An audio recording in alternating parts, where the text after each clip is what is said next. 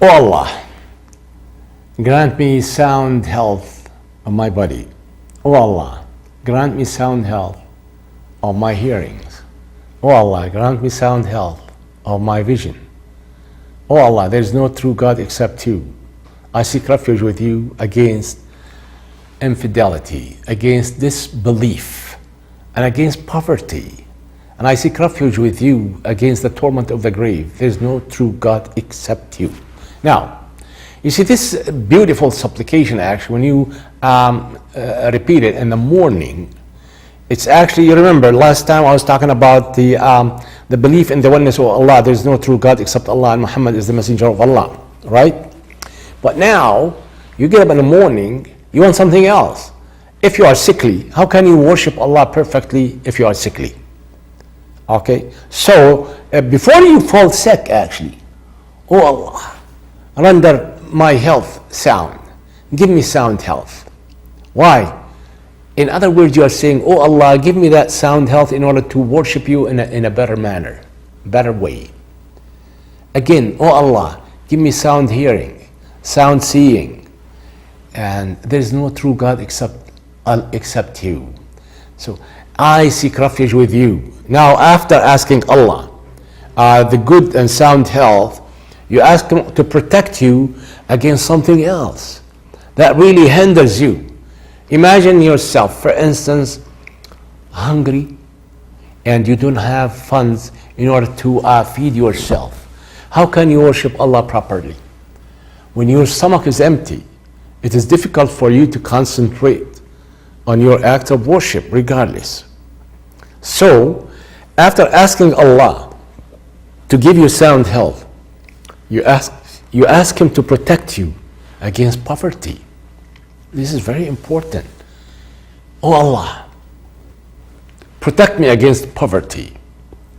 And this is indeed a way of asking Allah to ward off evil things from you, because poverty is not really good things.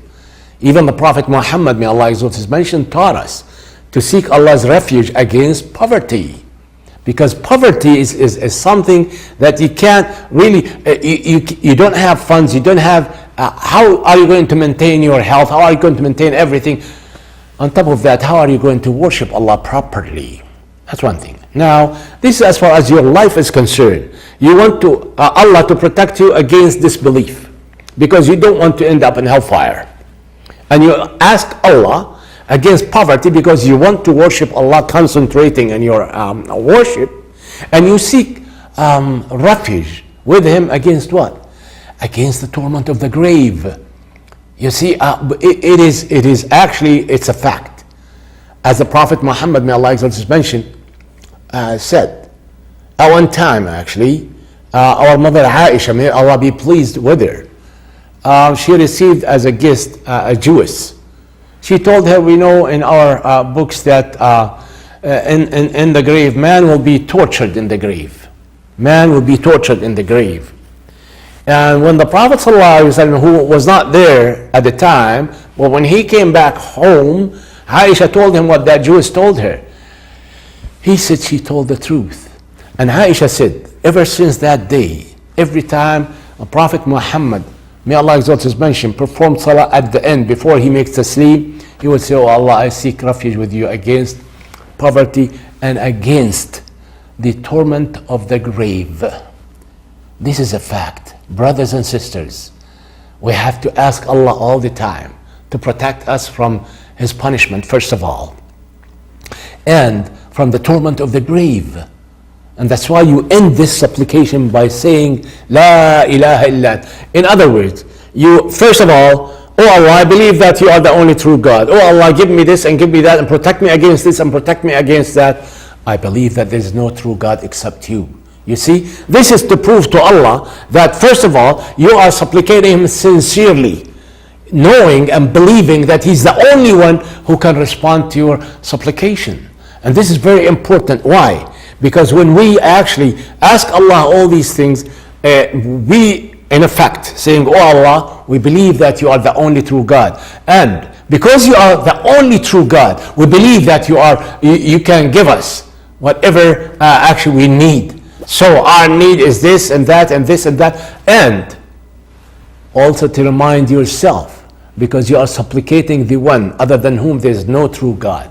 That's why you end this supplication, La ilaha illa ant. There is no true God except you. With this declaration, actually you are supporting your petition. You're asking Allah to do something, and as though this is the signature of your supplication. That is to say, after you ask Allah whatever you want, whatever you need, you say, oh Allah, I believe that you are the only true God.